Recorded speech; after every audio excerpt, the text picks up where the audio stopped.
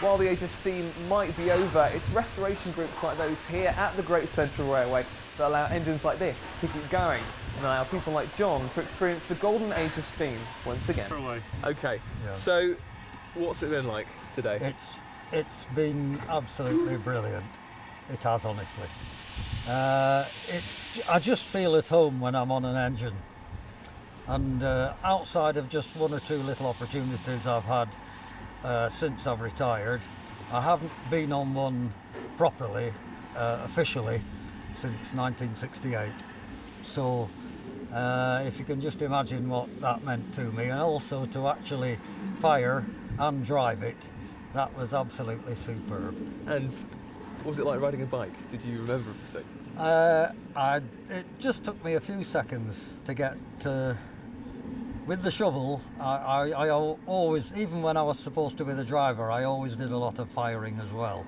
But once I was in the driving seat coming back, I didn't sit, I stood, because that was my normal stance when I was on a steam engine. And I just put my hand on what was called the ejector valve, and I just thought, this is where I was 40 odd years ago, and it was just like yesterday. So all those years ago, it was, the steam railway was it was coming to an end, wasn't it? So it was, yes. We were unconscious film stars then. Practically everywhere we went in the last few weeks that it was steam, there was somebody there with a camera, and either wanting us to make a noise or blow the whistle or wave or even an autograph now and then. But it was a job, and I always felt while I was doing the job, I was doing something useful for mankind, and that meant a lot, Was it kind of emotional, or did you even realise what it would mean being there at the end of the steam railway? Yes. It was emotional, to be quite honest. I didn't shed any tears. I'd been brought up that way that you didn't, in those days. But yes, it was that very last day when I put the engine away. I thought, well, that's it, And I didn't think the preservation movement would have got off the way that it had. But praise God it has, and that's why I'm stood here now. That's really good, really good. And to come back and drive the same engine? Same type of engine that was basically the best type of engine that I ever drove, really. They would do anything with a Black 5. An express, goods train, stopping train. They were absolutely the ideal engine.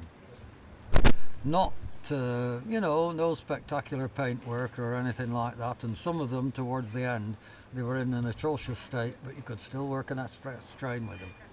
And when you look at all this weird paintwork that you see now on the railways, sky blue pink on the side of the carriages, I think to myself, let's turn the clock back and get it sensible again. You were just talking about the restoration movement, and obviously enthusiasts to keep trains like this going. How important is that? Well, it is very important, and obviously I think that probably finance is a major problem for the preserved railways, and certainly maintaining an engine, and I know nothing about it myself, but maintaining an engine privately owned, you've got to be very, very rich indeed. And I'm very glad that there are a few people with the wherewithal to be able to do this. I mean, I wouldn't be able to do it, but I'm very glad that there are people who have done this, and I'm very thankful to them.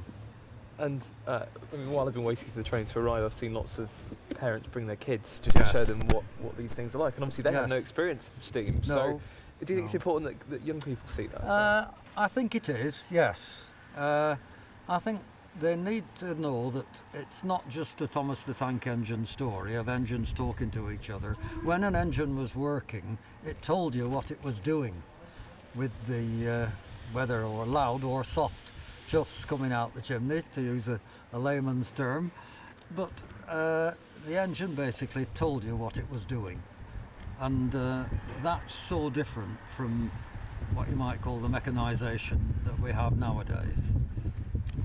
You really felt that it was talking to you. As you were telling it to do things, it was obeying you, sometimes. Yeah.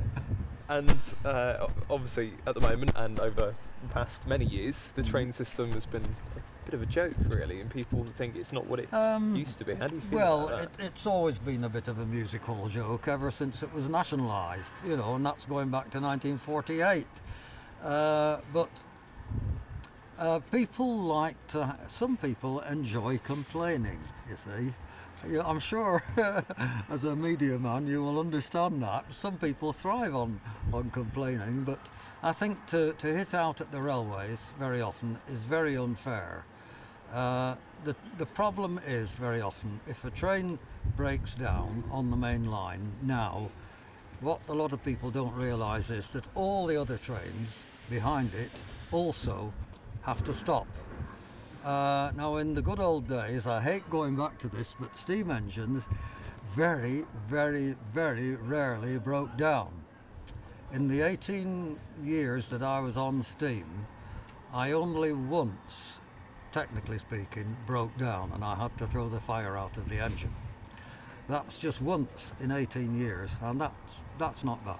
To say I was going to work on an average 6, sometimes 7 days a week. So they were nice and reliable, that's for sure. Very, very reliable. All right, a bit dirty, a bit smoky, but extremely reliable. And just finally, I mean, you said how much you enjoyed it. What's it meant to you today to come and do this? Well, it has meant it was something that I wouldn't be able to pay for. It's just been a most pleasant experience. And given the chance to do it again, not tomorrow because I'm a busy lad tomorrow and Sunday, I wouldn't mind doing it again. Brilliant. Thank you very much. Thank you.